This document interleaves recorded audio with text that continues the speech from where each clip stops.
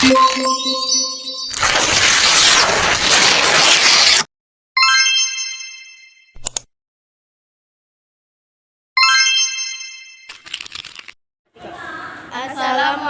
warahmatullahi wabarakatuh. Perkenalkan, nama saya Nur Fatiatul Karimah dan rekan saya Aisyah Nurul Ibah Mabruri dan rekan saya Salsabila Falifatul Jannah.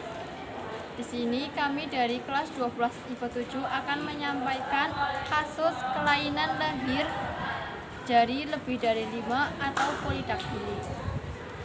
Berikut beritanya.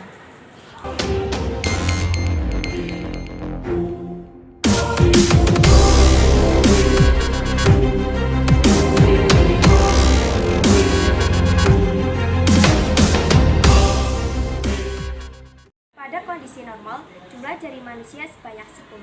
Namun, untuk beberapa kasus, manusia bisa terlahir dengan jumlah jari yang lebih banyak atau yang disebut dengan polidaktili. Polidaktili adalah cacat atau kelainan bawaan yang membuat manusia lahir dengan tambahan jumlah jari, tangan, atau jumlah kaki. Kondisi ini bisa terjadi pada salah satu maupun kedua tangan atau kaki. Belum lama ini, viral di TikTok, seorang wanita yang akrab disapa dengan Vio ini membagikan cerita uniknya tentang kelainan bawaan polidaktili. Dalam laman TikTok, ia menjelaskan semua pertanyaan warganet. Awal mula video viral lantaran tak sedikit warganet yang salah fokus dengan jumlah jarinya yang lebih dari 5. Dalam video tersebut, sang pemilik akun menjelaskan bahwa ia memiliki 12 jari tangan dan 12 jari kaki. Sang pemilik akun pun menghitungnya agar warganet bisa melihat langsung detail jari kakinya yang berjumlah 20.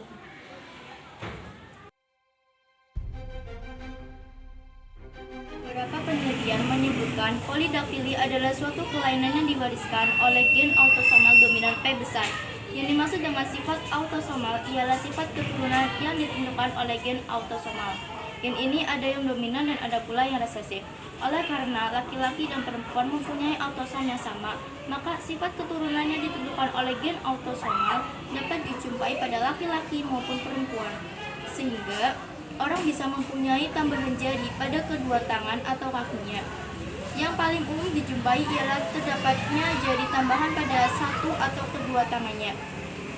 Berdasarkan diagram P3i dapat dilihat bahwa keturunan generasi pertama yakni normal, keturunan generasi kedua terdapat polidaktili, keturunan generasi ketiga terdapat polidaktili, dan keturunan generasi keempat normal. Pada keturunan generasi pertama dapat dilihat bahwa kedua orang tua normal, sedangkan keturunan generasi keduanya memiliki sifat polidaktili. Jadi kemungkinan yakni salah satu gen ayah atau ibu membawa sifat polidaktili. Kemungkinan yang terjadi yakni orang normal akan memiliki homozigotik resesif P kecil. Pada individu heterozigotik P besar P kecil, derajat ekspresi gen dominan itu dapat berbeda-beda, sehingga lokasi tambahan jari dapat bervariasi. Bila seorang laki-laki polidaktili heterozigotik menikah dengan orang perempuan normal, maka dalam keturunan kemungkinan timbulnya polidaktili ialah 50%. Dalam kasus polidaktili yang dialami oleh tiktokers yang bernama Vio, ia mengidap kelainan tersebut sejak lahir. Akan tetapi di keluarganya hanya ia sendiri yang mengidap kelainan tersebut. Hal itu bisa terjadi karena penyebab non-genetik. Penyebab ini tidak berhubungan dengan keturunan, namun berhubungan dengan kondisi kesehatan ibu dan bayi ketika berada di dalam kandungan.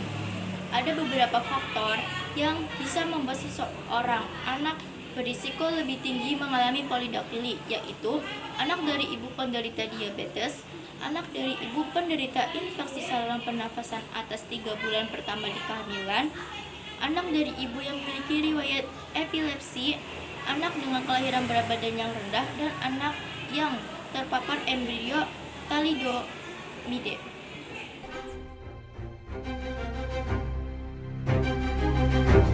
Tak sedikit orang yang terlahir dengan tanda lahir atau kelainan yang bisa terbilang unik, seperti polidaktili.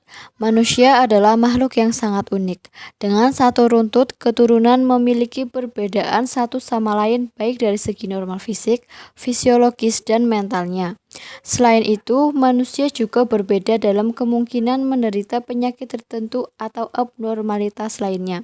Salah satu penyebab dari perbedaan tersebut karena kondisi, lingkungan, dan faktor bawaan dari orang tua yang berperan penting dalam masalah ini.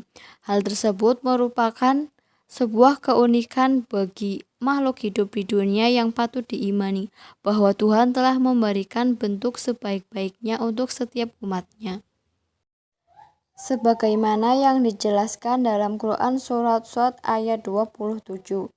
Bismillahirrahmanirrahim. Wa ma khalaqnas samaa'a wal arda wa ma bainahuma batila. Dzalika dhannul ladzina kafaru fawailul lil ladzina kafaru minan nar. Yang artinya, dan kami tidak menciptakan langit dan bumi dan apa yang ada di antara keduanya dengan sia-sia. Itu anggapan orang-orang kafir. Maka celakalah orang-orang yang kafir itu karena mereka akan masuk neraka. Allah menciptakan pasti memiliki tujuan dan manfaat. Seperti halnya pada seorang yang mengalami polidaktili mempunyai manfaat, yaitu ketangkasan dalam berbagai gerakan yang tidak sanggup ditiru oleh orang lain. Hal ini diungkap oleh penelitian dari Jerman yang diterbitkan dalam jurnal Nature Communication. Meskipun seorang polidaktili harus mengendalikan jari tambahannya, ini tampak tidak menempatkan tekanan tambahan pada otaknya, karena dikontrol oleh jaringan otot dan saraf tersendiri. Penelitian ini dilakukan oleh Burdett. Beberapa contoh kasus telah membuktikan induk telah membawa sifat keturunan pada generasi selanjutnya.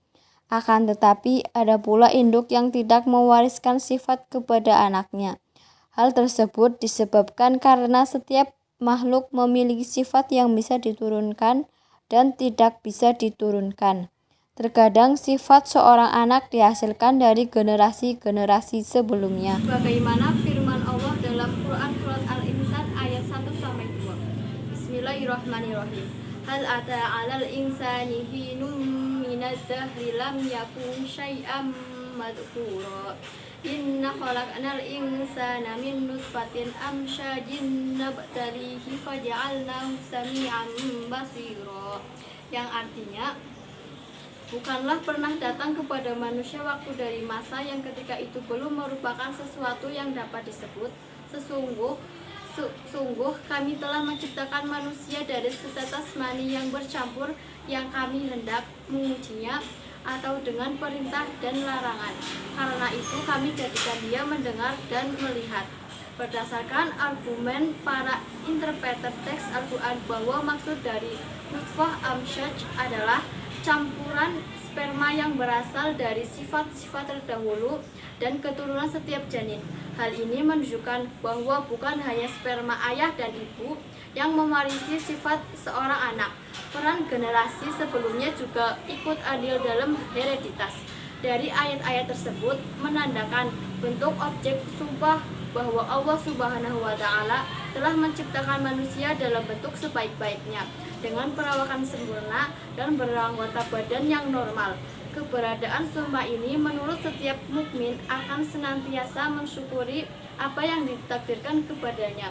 Hanya ketakwaanlah yang dapat membedakan manusia di hadapan Allah. Maka dari itu, muhasabah diri sangat diperlukan untuk menuju kesempurnaan yang hakiki. Segala sesuatu dengan sempurna, tetapi tidak akan ada dua benda yang persis sama dalam segala hal.